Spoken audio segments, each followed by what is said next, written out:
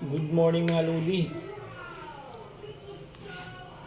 Luto tag gulay nga gikan sa kawayan.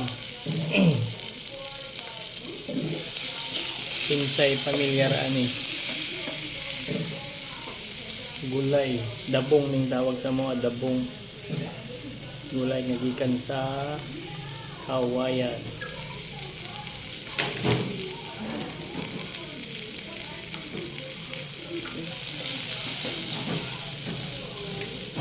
Ang taglamas, dahil natin ibutang ang atong subak na manok. So, anak nakasimple. Anong lutong bahay ra ba? Lutong bahay, gusto butoy.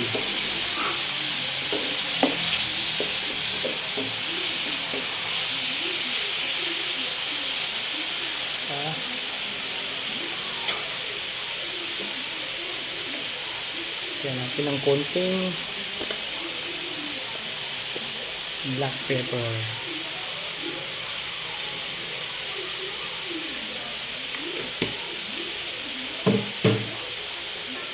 Lagyan natin ng magic sarap.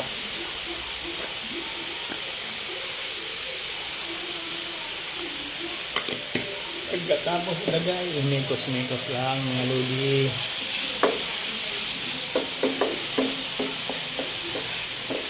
Umikos lang natin itong manok. Kapag ito ay luto na, lalagay natin yung dabong o yung gulay ng kawayan.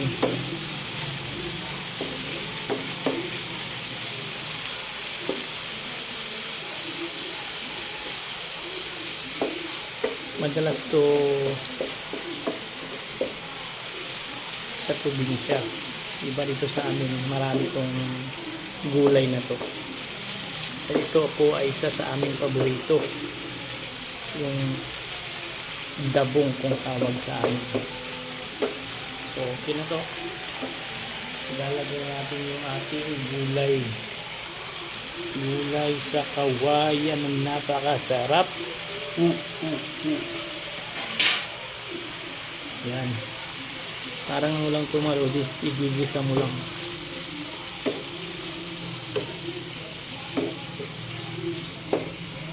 Kasi hindi naman siya matigas.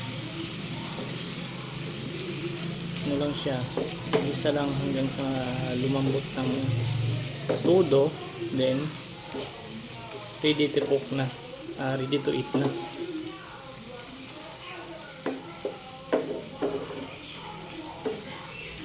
So lagyan natin ng konting soy sauce.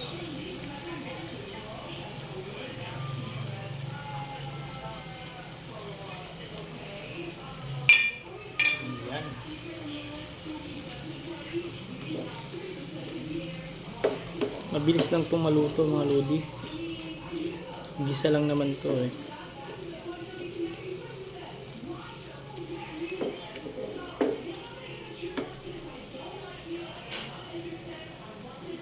Tapos lagyan natin ulit ng magic sarap.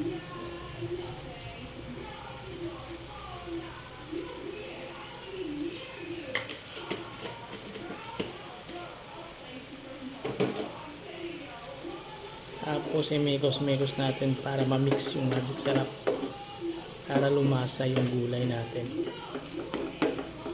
Diba?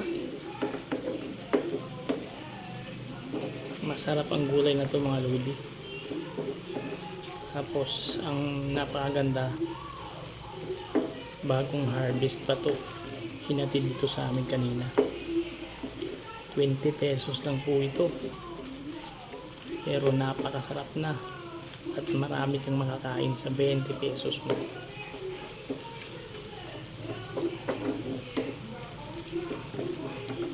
Ayan. Simpleng luto lang mga lodi. So hindi kailangan ng maraming sahog dahil kami-kami lang naman yung kakain. Konting manok lang, sibuyas, ahos, magic sarap, black pepper. Pwede na to mga lodi. So thank you for watching. Bye bye mga lodi. God bless.